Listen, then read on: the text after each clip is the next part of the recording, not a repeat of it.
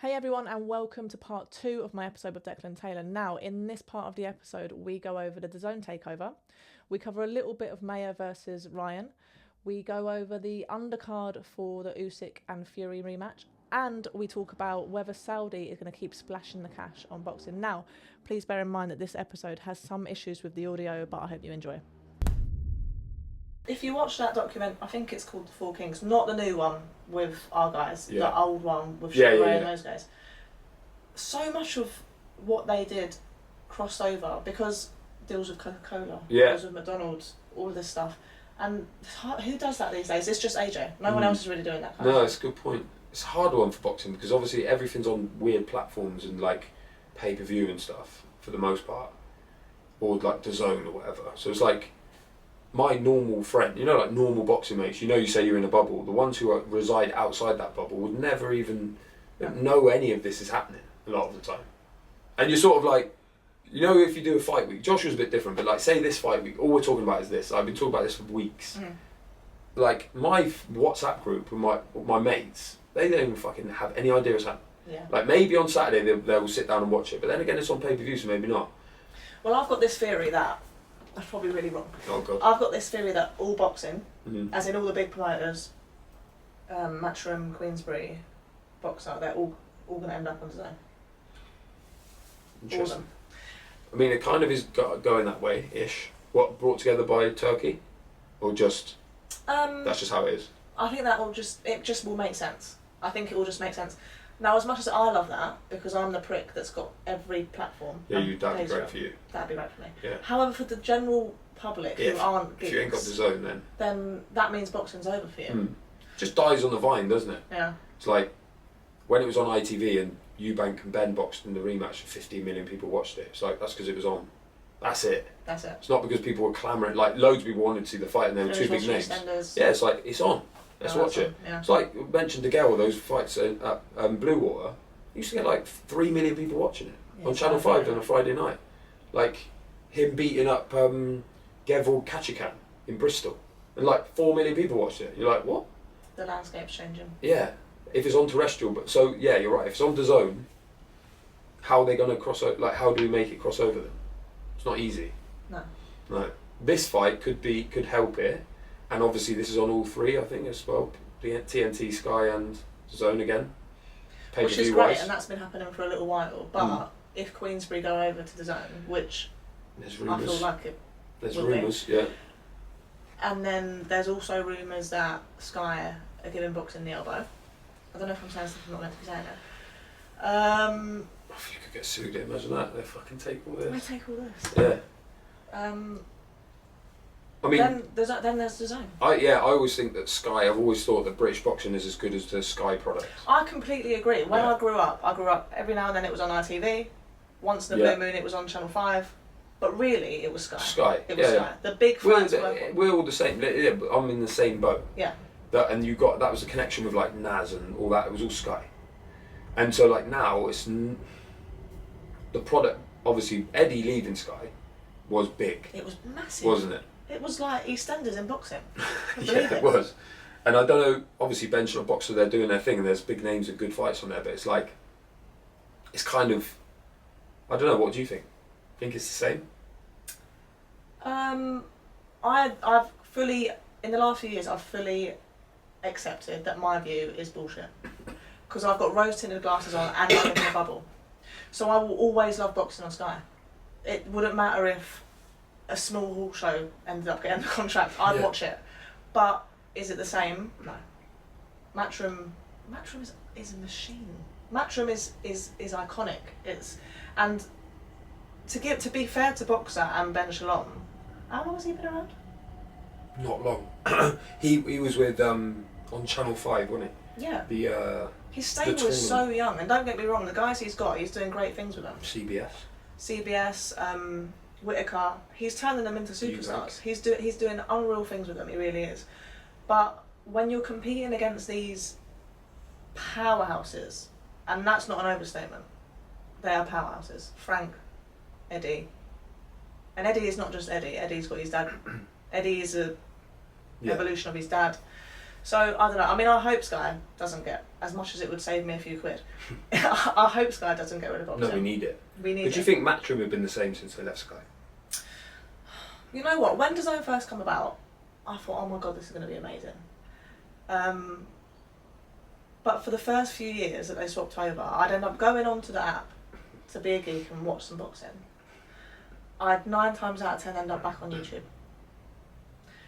Now they've got this thing on DAZN where it's constant old fights on the loop. 2 different ones. One of them's based, I think it's more British boxing, the other one's more American. On the YouTube? No, on the app. It's brilliant. Well, it's brilliant if you're a geek. Do you pay for an annual subscription or do you do it monthly? I think I paid annual. Yeah, that's the hack. Yeah. Yeah. I think I paid It's annual. well cheap for that. Yeah. But how many people really, I thought about this a lot, how many people do you think are doing that? What, paying annually? Paying annually and watching old fights on DAZN? Oh, I don't know anyone that's doing it. Genuine, it's mad, isn't it? Like that service is, we're in a bubble. How many people actually like you? But then would it make more sense if all of the big promoters were on there? Because then it's like, you know what? Yeah, it makes sense. Yeah, if maybe. you could have an app, I don't watch football. Do you watch football? Yeah. If you could have an app with all of the football stuff, I don't know what it was. Yeah. All of the football stuff on it. Yeah, because the problem every is game. Yeah, it's split. For me, and like just for an example, the Champions League went on BT at the time, and so I just stopped watching it completely. I didn't have BT at the time. I was like, oh, I'm watching that then, and it was just gone from my life. So if it was all on one app, you'd do it. 100%. Yeah, and like think of how many people who were watching Sky and like David Hay against Tony Bellew, for instance, as a fight, and then it's just gone from Sky, or that fight, that sort of fight, and Eddie and all that's gone. Then they're just like, I ain't watching it anymore. So maybe you're right. Maybe there's only need to hire you for strategy. To be honest, I do think like Turkey is trying to do that. I think it's leaning that way because when you look at all of the stuff again on, I mean the only one I use is Instagram, but I also feel like it's very DAZN heavy. Considering it's on all of the platforms, yeah, it's very DAZN heavy. I know that Len Blavatnik, who's like the Russian who owns DAZN and has all the money, like the fucking billionaire. He was at that dinner, you know, the one before Fury Usyk. Was it Fury Usyk? Oh, I don't know. Fury and Ngannou maybe, where everyone went and like you know Eminem was there and fucking whatever. He was there. Right. So like there's a relationship there. Yeah. Makes sense, doesn't it? From a business, what doesn't make sense from like if you're someone like Turkey Al Sheikh who's trying to bring everyone together is multiple like broadcast platforms. No. Don't make any sense. I mean, it looks great. What fight was it? I think maybe it was the first Fury and Usyk fight. When you think you've got all of these platforms, it kind of looks great because it makes it look prolific. Yeah, but what do you watch on? I watch it on DAZN. Do you? Yeah. Why? Because you like Barry Jones. I do like the commentary team. Yeah. I think the app's easy Like to Mike use. Costello. Mike Costello's phenomenal. Yeah. I like the commentary team, and the app's easy to use. We're doing That's a fair lot of enough. market research here. Yeah. For DAZN. That's it. I mean, that's fair enough. But I don't know how it works with numbers because like if I'm TNT exec, like, and I'm putting this money and time and resources or whatever into the fight, but 2 other broadcasters have got it as well, I'm not going to be happy about that. That's obviously what's fallen down in the past. Yeah, but I've heard that Turkey is just buying them out basically, so they're all happy. Okay, well then that makes perfect sense. I mean, I'm assuming that's what's happening. Otherwise, why would you share? Okay, well yeah. What do you think? Do you think it's sustainable? For Turkey or for the networks? For Saudi, yeah, for Saudi, for the General Entertainment Authority, and for Turkey Al Sheikh in terms of like. Not unless they start giving us undercards like the new one. Okay, yeah. So December 21st. So we've seen the undercard, right? Yeah. There's good fights on it.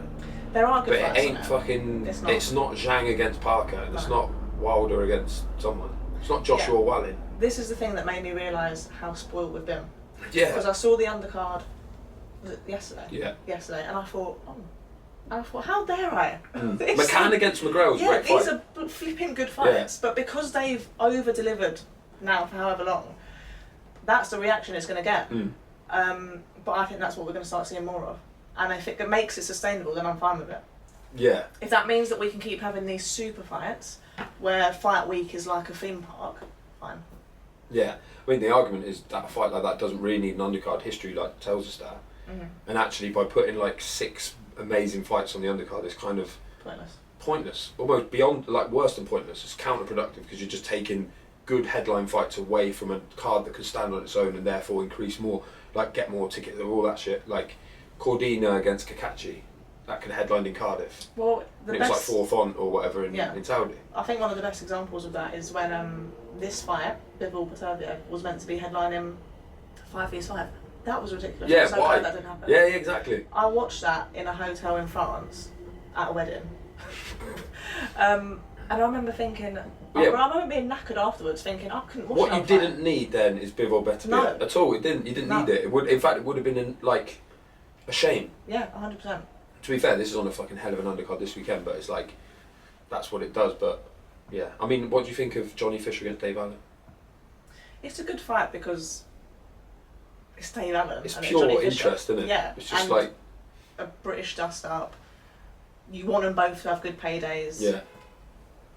Random on the undercard, maybe a little bit. Yeah, like they could. That would sell out the copper box. I mean, fucking more than the copper box. It's probably too big for the copper box. To be fair, it's one of them where they only get more money by doing it like this. So you can't argue with it. They should be getting paid well, but it's weird. That's the other thing with these shows. Whenever anyone ends up on the undercard, you just think fair play. Fair fucking play. Yeah. It's the same with like Chris Billam-Smith. Like obviously been cultivating that following in Bournemouth, selling tickets, like outside the heavyweights and like Josh Warrington maybe he's like the biggest ticket seller in Britain. Like his following's phenomenal.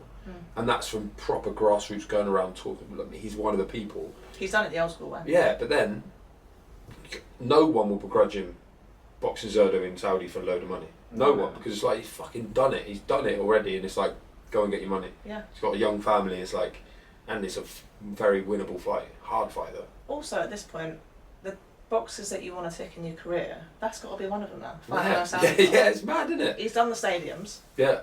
He'll probably want to do it again, but doing a Saudi show has got to be up there. Yeah, and then getting the money that comes with it. No, what I do miss though is like the big Vegas-y fights, which I used to do a lot of, and now we just don't really go anymore. Yeah. Andy goes a lot. Andy Purwell goes a lot for us, and he obviously does amazing work on camera and that. But it's just like big fights are headed for Saudi now. New York even less so. Like we really don't get much there anymore. I wanted to go for the Mayor fight. I mean that would have been amazing. That would have been great. We would have to dodge red paint though. Yeah. I can't wait to find out what happened with that. I mean, that was fucking wild. That's random. Yeah. I struggle to believe that our team would have had anything to do with it. But, I don't know. Yeah. I don't know anything. But it's just weird. Very weird. Very weird. The fact that she went and boxed like she did as well, even after all that happened, was unbelievable. What? I mean, the fight, unreal, man. Yeah, fucking unbelievable. I mean, the two styles, I thought Ryan was going to be far too big for it. Like, as in, obviously she's a welterweight, and what was Maya like? Super feather when she boxed. Super featherweight world champion, wasn't she? I think Maya's one of those fighters though. She boxes to the level in front of her. Yeah. And she is big actually. Yeah. Like it's not like she's small. No. Like she's got the frame for it. But also I think ring IQ wise, she's up there with the best in women's boxing. Which is why I actually think the 2 minutes goes against her. She doesn't have time to do what she could do. Bit like Ellie. Same. More people need to talk about Ellie. Yeah, I know. I've been going on about Ellie for the last, I want to say 20 years, but that shows my age. 20 years. Well, it feels like 20 years. Yeah. Undisputed, not undisputed, unified champion. Should be undisputed, could be one day maybe. Yeah, she will be. Ring champion. Yeah. Watch Ellie Scotney. Right, what else we got to talk about? Done that undercard in Riyadh. What else was on that undercard? I feel like we missed one. Whitaker? No, the 21st one. Oh, it's fucking, what's his face, Majumov. Yeah, I mean, again, that's a trade fight, isn't it? Massively. And there's no belt? None of them are champion, are there? I don't think there's a belt in it. I mean, it's going to be a great fight. It's a great fight. Boachuk and Majumov, that should be like a really good action fight, but it's just like a bit weird. Yeah. I don't know if they're doing Usyk a favour or like, I don't know what it is. Obviously, Majumov is, like, Turkey likes him a lot and he boxed Terence Crawford and whatnot. I think it's a sign of things to come. Maybe. And I think, again, if it makes things sustainable in terms of getting the big fights, fine. Yeah. I don't know who's going to win. Oh, Usyk Fury then, who's going to win the rematch? Usyk. Same result? Or like, as in, same outcome? Do you think he can stop him? Do I think Usyk can stop Fury? Well, we know he can. Because nearly did. He nearly did. I think this is probably one of my only controversial opinions. I don't think it was as close as everyone makes out. It was close, but I've heard people say it could have gone either way. I don't agree. Nah, it was close numbers wise because of the way that Fury had dominated. Like I say dominated, but done well early on. He also nearly stopped Usyk. And then what I do understand or do agree with is when Fury was like, it was his fight to lose, and he threw it away because he's like fucking around. He just switched off. I found the whole thing bizarre. Like the whole showboating early on, didn't understand that. No, he's done it before though, innit? And like he's been like celebrated for it. Yeah, for me it was like, this is the most important fight of your life. You're fighting, pound for pound, one of the best fighters out there. I just thought it was bizarre to showboat that early on. Yeah. And I thought, for me, in the round, you need to clinch these rounds. You fucking need every round you can get. You need to scrape it. You need to get it. And you're showboating. And then he had obviously success in the middle part of the fight, and that's when I remember I sat and watched it with my brother and my dad, and they started saying, "That's it. It's done. He's got it now." And then Usyk did what all time greats do. Yeah. And I think he'll do it again if he has to. Yeah. Don't get me wrong, it's one of those fights where if it goes either way, I'm not going to be surprised, but I'm picking Usyk. Because Fury could well produce the performance of his lifetime. He might have one more in him. He might have one more in it, and I feel like what we've seen so far, he looks serious. Yeah. He looks switched on. Because what he loves is when people write him off. Yes. He don't give a fuck when everyone loves him. No. What he cares about is when people go, he's finished. Yeah. And then he's going to turn it on. And what about Usyk? Like, he's not getting any younger. He's had wars. He's literally wars actually. But I mean, he's been hard fights, and who knows whether he's slowing down. Didn't look like it. To be fair, actually, he did look like it at times of that fight. In the middle part of the fight, it did look look like he was slowing down. Fury is just so flipping massive. He's not a normal heavyweight. No. He's flipping massive. Yes, he could, if he does what he did in the middle, and not the early rounds. I don't give him the early rounds. Fury. Maybe my judging is terrible, but I did not give him the early rounds. I give him the middle part of the fight. If he does that, Usyk's in big trouble. Yeah. Easier said than done. Yeah. I just don't see anyone doing that for more than 4 rounds of Usyk. If there's one person who can, yeah. It's Fury. It's Fury. 100%. It's going to be a banger though, but he's another one though. It's like, what's Fury going to do if he loses again? Like, would you want to see the Joshua fight? Yes. Would you? Only because we have seen them progress over the years to get to a point where AJ and Fury haven't fought, to get to a point where AJ didn't fight Wilder. Yeah. I just think, come on, boxing needs if to be we better. missed that as well, we need to be better. Boxing needs to be better than that. Yeah. So I would still, it's loser versus loser. It makes sense now. Yeah, it'd be fine. I think it would be fine. I like the fact that we never saw Joshua Wilder is just like a travesty beyond. That is really at the heart of everything we've been talking about boxing's just profile just diminishing a bit in the eyes of the public. It's like, how could the fuck can boxing allow that to happen? The fight. Like, can you think of a more exciting fight at that time? It was like Joshua was like 25-0 or whatever, and Wilder was 32-0, and both world champions undefeated punchers, like American against the Brit. It would have just been like the most colossal thing ever, and it just didn't happen. Yeah. So like that's what you got to do. Like Saudi, you got to take your hats off to them. They've made every fight that we wanted to see. The only one that we haven't got yet is Canelo Benavidez, but they're doing their best. Yeah, it seems like Canelo. They're bringing Benavidez in. He's got a bag of excuses. Yeah. He's just pulling one out after the other. I can almost respect it because it's like he's not scared. I don't begrudge him. Like, fuck you. He's given us these great fights. He's so consistent as well. What is it? 2 fights a year? Yeah, every time, May and September. 2 fights a year. He's given us great fights. He's entertaining. He's learned English. Yeah. Like, what more do you want, really? He's swearing at people. That's it. And he's the best swearer. He's so funny. If he's got to the point in his career where he's like, no, I'm doing what I want to do. I don't begrudge him. Fuck you lot, yeah. As much as I would love to see that fight, it is what it is. If anyone's going to get it done, it's Saudis, to be fair. Mm-hmm. But I think they've really invested in Canelo Crawford as well, which is a strange one for me, but they seem to just love that fight.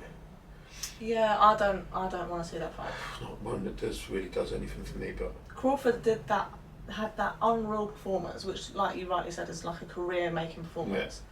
It's the kind of fight where when you say, right, let's compare him to all the all-time greats, and you give him a At shot. welterweight, At yeah. welterweight, because of that one fight. Yeah.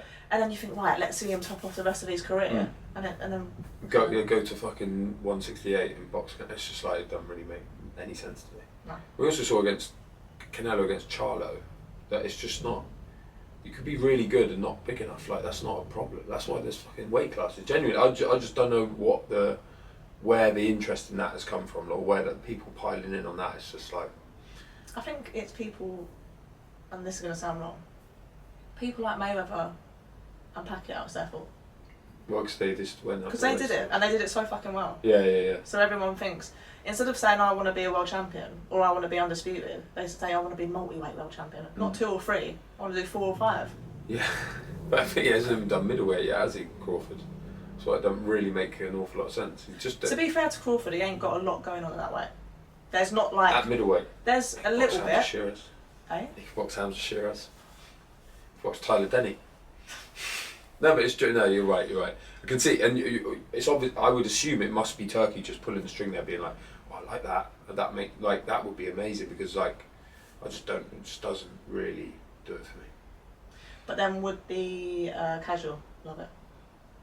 Yeah, maybe, but Crawford's never even. I don't know. He's not over here anyway. I don't know if you'd agree, but he's not. For us, he's amazing. But has he crossed over? He has never crossed over like a Mayweather did. No. I don't think he ever will. Not sure Canelo would do it for him either. I don't think he's that personality. I don't think he. Oh, I'm not sure if he's even bothered about it. I think though, we talk about Beterbiev being funny. I think Crawford is fucking hilarious. Like, he just doesn't show it. He's got no interest in showing it. He doesn't get enough airtime. Some of his interviews, he did one the other day with, I think it was called Bernie the Boxer. I think is the channel. Sorry if I butchered that, but it was so funny. He was talking about he got offered to box Conor McGregor, and he was like, yeah, like I was phoning, we were on the phone and stuff, and I was like, yeah, whatever, like I'll fight you, but he's like, you ain't fucking kicking me. Like, there's no way you're gonna kick me. I saw that. Yeah, he was at his kitchen table or something. Yeah, he's like, this motherfucker's not kicking me in the head. It's just like, he's so good, man, but we don't see enough of it. No. He had a problem with the press at the start. I think there was some story about his car, like some running with the police or whatever, I can't remember, but basically he was like, fuck the press, I have no interest in doing media because they're just trying to turn me over, and I don't think he's ever quite patched that up. It's a weird one, because I feel like there's a few fighters out there that have real life, genuine character that people would love to see, but for whatever reason they're not pushed out there. And then there are other fighters, I'm going to be careful here, but there's such an obvious storyline built around them. Yeah, don't really get And they get the airtime. Yeah, it's true. Anyway. Also, Crawford beating Eddie Hearn at darts was just fucking one of the best things this year. So good. Do you think Crawford even knew what darts was before that? Is that an American But he still thing? just turned up and just did the business. Do you think he could win at any sport in the world? Yeah, maybe. Like, hitting a double is so fucking hard. Is that what he did? Yeah, you have to hit a double to win. I don't have a clue what I'm talking So in darts, right, you come down from 501, say 501 or 301. I think they play 501. So you throw darts till your score gets down, but you can't finish unless you go out on a double. So say you got 32 left, you have to hit double 16. The doubles are on the outside. It's not easy to do for someone who plays darts sometimes. Someone who's just picked up and to hit a fucking double is so hard. He did it. Hearn just couldn't believe it. Because he was obviously thinking, there is no way, like, fine, someone can have luck and get their score down, but no one's hitting a double. Crawford never hitting a double. Hearn will just have endless darts to check out, and he didn't. Crawford fucking beat him. It was just, like, hilarious. Though he didn't know what more airtime, basically. He genuinely, definitely does. And a good opponent. Yeah, but he might never box again. No, don't say that. No, but if you think about it, like unless it's Canelo, or although I was seeing these having back and forth with Teofimo Lopez, like that'd be great. It would be great, because I think they're both great characters. Yeah. The fight don't make sense though. No, it doesn't. But Lopez again, he's one of them where he might be like, he needs that to produce the best. What he did against fucking Lomachenko, one of the best wins of any active fighter right now. Yeah, but he was injured. Yeah, what was it? And I'm showing my favouritism there. Yeah. Also, but I feel like you get the best out of Teofimo, and I'm a massive Teofimo fan, but you get the best out of him when someone's pressuring him. Yeah. I mean, he ain't beating Terence Crawford, I don't think. No. But then who would you put? Who could you fight? What, Terence Crawford? Who would I put? Like, anyone in the world? Yeah. Boots. Yeah, but he ain't gonna do it, is he? No, he ain't Makes gonna do it. no sense. But then, like, yeah, I'd love to see it, but it makes no sense. That's what Turkey's doing. Boots is another one though. Like, what's his profile? He has none. Yeah, Eddie's trying It's his wild. best. Yeah, but like, Nobody's heard of him.